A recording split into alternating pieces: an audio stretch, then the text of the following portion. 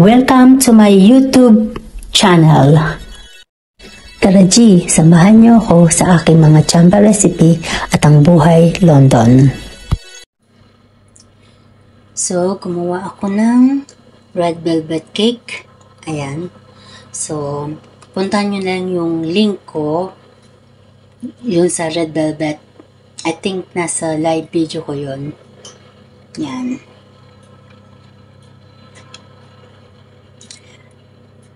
Or ilalagay ko na lang dyan sa down ng description yung link ng red velvet cake.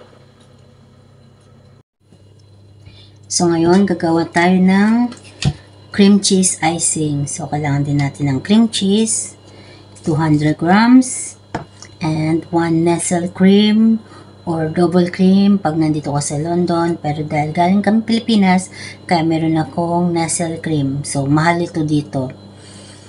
So, kaya ang ginagamit ko pag nagbe-bake ako, yung double cream na nabibili dito. And then, yung natira natin na butter. So, soften na siya. Dun sa ginawa kong tawag dito, yung digestive biscuit. Kinuhanan ko siya ng ganito lang. Sakto yung 6 tablespoon. So, ilalagay natin to sa ating cream cheese icing.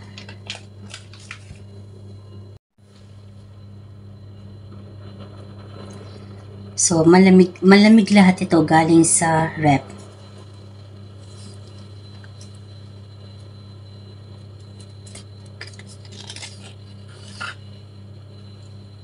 Pasensya na kung madilim, against tayo sa light.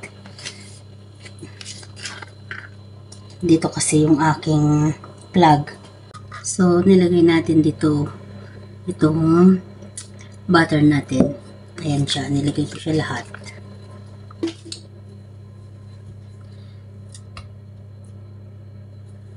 So, maingay na naman tayo.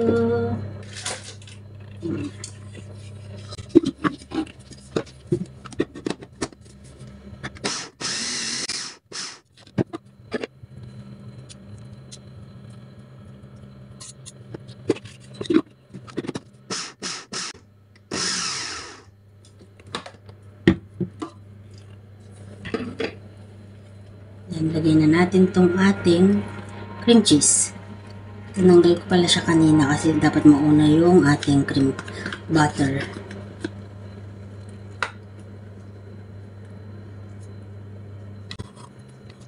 Ayan.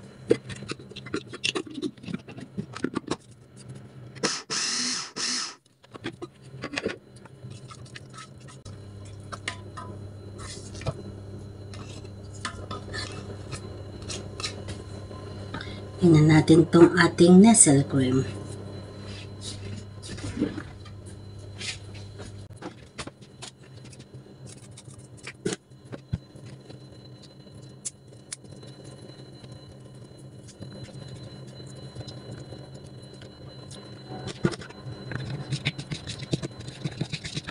Sorry.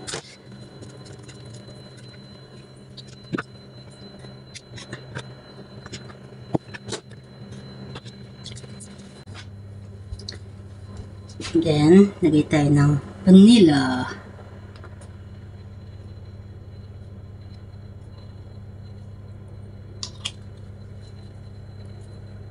Lagay natin.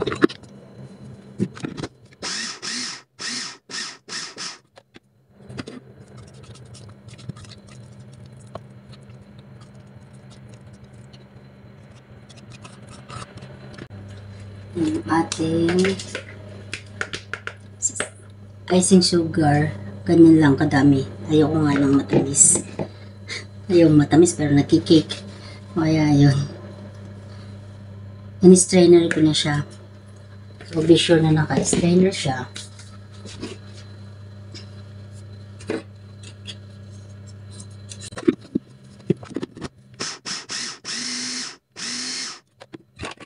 Oh dear, sorry. Sorry na tayo ko pa sa loob. Hindi na siya. So, nakakapon siya ulit. Ayan.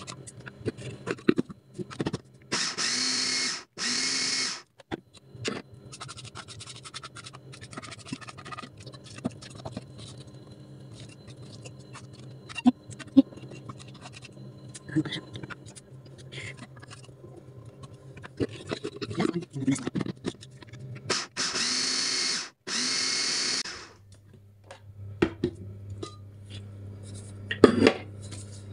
ayan na siya. Yung ating cream cheese frosting. Tikman nga natin.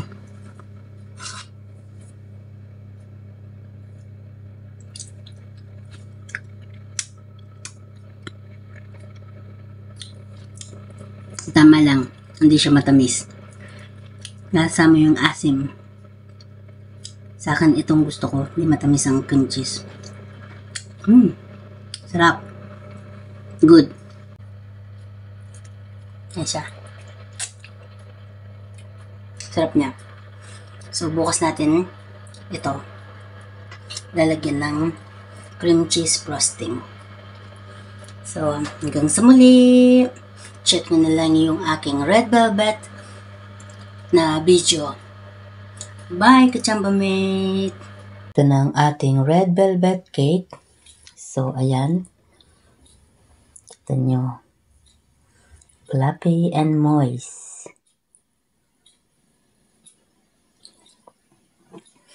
So, ang gagawin ko, ilalagay ko siya dito kasi babaunin siya ni daughter, ni Chai.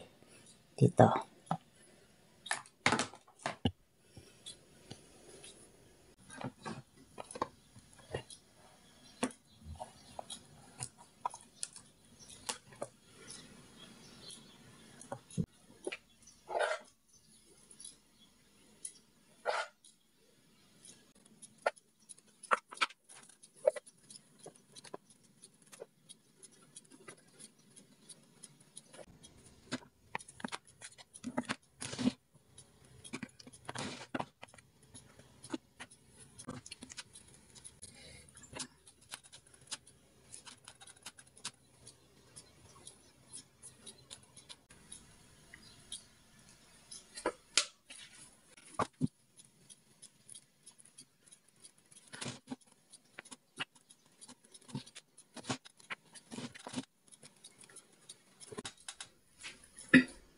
So, ayan.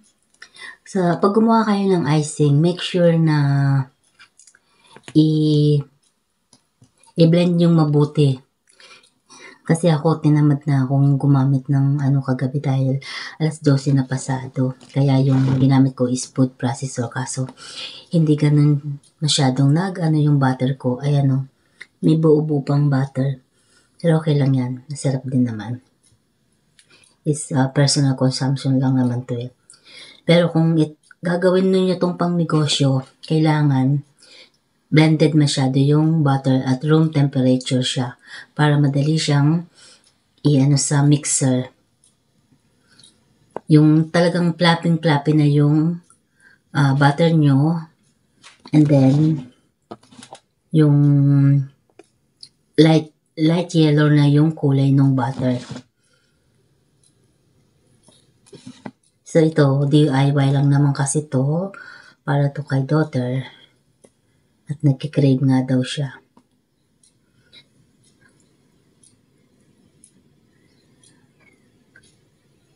So, hindi ko na siya masyadong lalagyan ng maraming icing kasi tatakpan pa natin siya. So, yan. Kung gusto nyo ng pang-negosyo sa maliit na mga parcel, ito.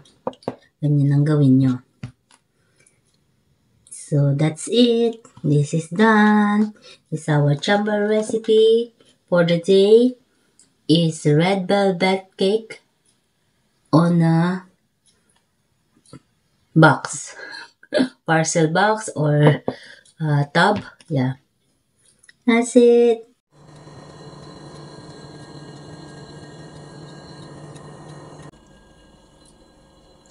So, that's it. Tapos na siya. Yan. Mas masarap. Mas maraming icing. Thank you mga Kachamba Mate. Hanggang sa muli. Please don't forget to like, subscribe, and share this video. Bye Kachamba Mate.